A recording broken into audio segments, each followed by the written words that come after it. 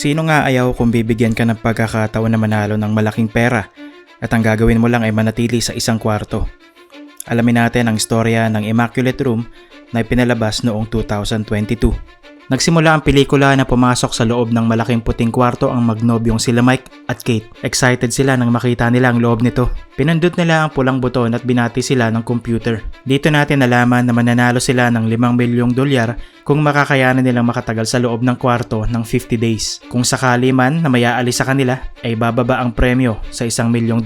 Sobrang excited ni Mike dahil iniisip niyang madali nilang makukuha ang premyo. Wala naman kasi silang ibang gagawin sa loob ng kwarto. Nagsimula na rin ang oras na bumilang pababa para malaman nila kung ilang araw na sila sa loob nito. Hindi pa rin makapaniwala si Kate, ngunit ayon kay Mike ay sinuwerte lang sila kaya wala silang dapat na alalahanin. Pinag-usapan nila kung anong gagawin nila sa pera na makukuha nila at mukhang matagal na itong napag-isipan ni Mike sa dami ng plano niya. Wala silang magawa kaya nag-ikot-ikot sila sa kwarto.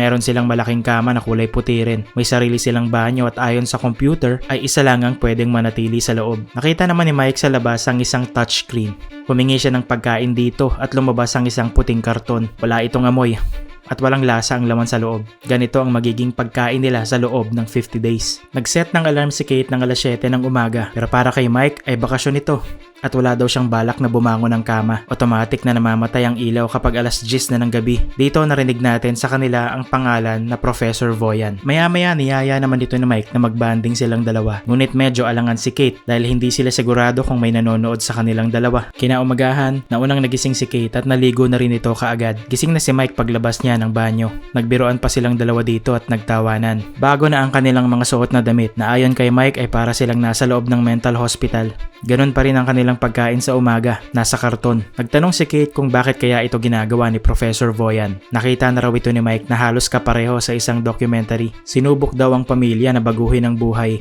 ngunit pangit ang naging ending. Sa dami ng masamang narinig ni Kate, hindi na siya komportable. Kung makikinig ka nga talaga kay Mike ay halos alam mo na ang pwedeng mangyari sa kanilang dalawa. Dito parang sobrang bagal ng oras lalo na kapag tinitigan mo. 2 araw pa lang sila pero napapatanong na si Mike kung paano nila malalaman na tama yung takbo ng oras. Sinabihan lang siya ni Kate na mas isipin niya ang $5 milyong pero hindi kagad nakatulog si Mike nung gabi ngayon. Kanya-kanya silang diskarte kung paano mapapabilis ang oras. Dahil mas tumatagal kapag pinapansin mo, naglaro sila, nagsayaw at kung ano-ano pa. Ilang araw ang nagdaan na paulit-ulit ang kanilang ginagawa, ang kanilang isinusuot at kinakain. Nakita natin na 23 days na lang ang natitira nang biglang may napansin si Mike. May insekto na nakapasok sa loob ng kwarto. Binigyan niya ito ng pagkain ngunit binalaan siya ng computer na para lang sa kanila ang pagkain. Gusto itong dalahin ni Mike palabas pero hindi pumapayag si Kate dahil baka mabawasan ang premyo nila. Makulit si Mike at sinabing walang awa si Kate sa ibang bagay na may buhay. Nagtalo ang dalawa hanggang sa naglakad si Kate palayo. Aksidente naman niyang natapakan ng insekto at hindi naniwala si Mike na aksidente ito.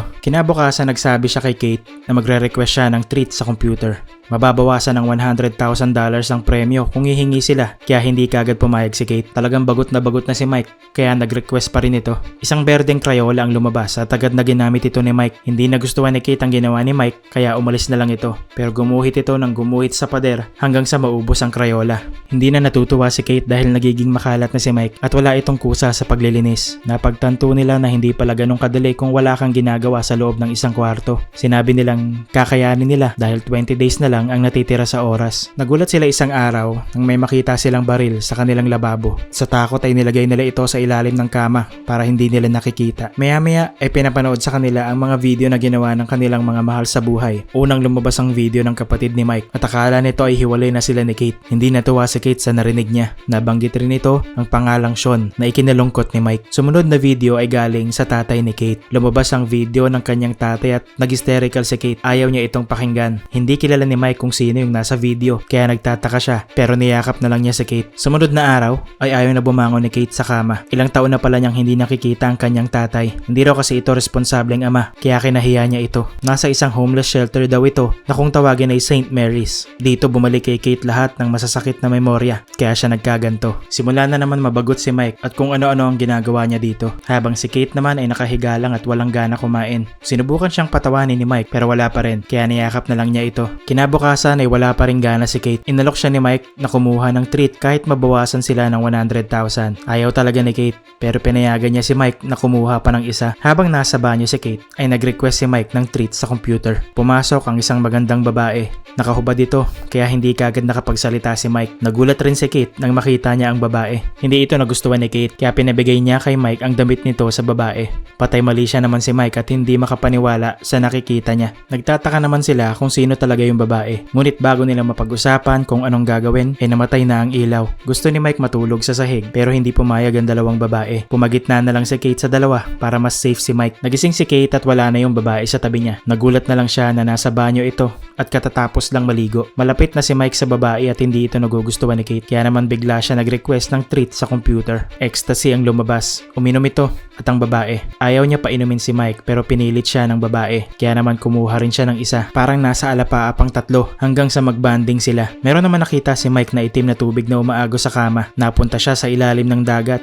at may nakita siyang batang nalulunod. Nagwawala ito ng magising at binabanggit ng pangalang Sean. Humihingi siya ng tawad dito. Gusto na niya umalis dito at wala na siyang pakialam. Nalaman natin kay Kate na kapatid pala ni Mike ang batang nalunod. Siya ang bantay nito at napabayaan niya dahil high na high siya nung araw na iyon. Sinabi naman ni Kate na nagkakilala sila ni Mike dahil wala siyang dalang payong isang araw at nilapitan siya nito. Kinagabihan nasa banyo si Kate at magkatabi na si Mike at ang babae sa sahig. Sinabi ng babae na namatay din ang nanay niya dahil sa aksidente. Malamang pareho sila ng nararamdaman ayon kay Mike. Hinawakan ng babae ang kamay ni Mike at nakita sila ni Kate. Nag-away ang dalawa at hindi kinaya ni Mike kaya naglakad na lang ito palayo. Kinaumagahan wala na ulit ang babae sa kama. Inakala ni Kate na nasa banyo lang ito ngunit wala nang silipin niya. Dito napansin ni Kate ang nakasulat sa pader at tinawag niya si Mike. Inakala nitong may nangyari kay Mike at sa babae. Sinadya daw na papasukin ng babae dahil kamukhang kamukha ito ng ex-girlfriend ni Mike. Sa sobrang galit ay tinulak niya ng malakas si Mike. Nauntog ito at umagos ang dugo sa kanyang likuran. Ayon kay Mike ay ginawa niya ang lahat para mapasaya si Kate at hindi nito magagawang pagtaksilan siya. Biglang natumba si Mike sa hilo. Gusto na talaga lumabas ni Mike para madala siya sa ospital pero ayaw ni Kate dahil hindi nila makukuha ang pera. Dito na naghinala si Mike na walang pakialam si Kate sa kanya kahit na ano pang mangyari dito. Ayon kay Mike ay hindi sapat ang pera para maayos ang pagkatao nilang dalawa. Malamang daw ay sinusubok lang ang kanilang moralidad pero malaking bagay ito para kay Kate dahil hindi siya katulad ni Mike na madaling nakukuha ang gusto ng bata. Naglakad si Mike palayo para pindutin ang buton.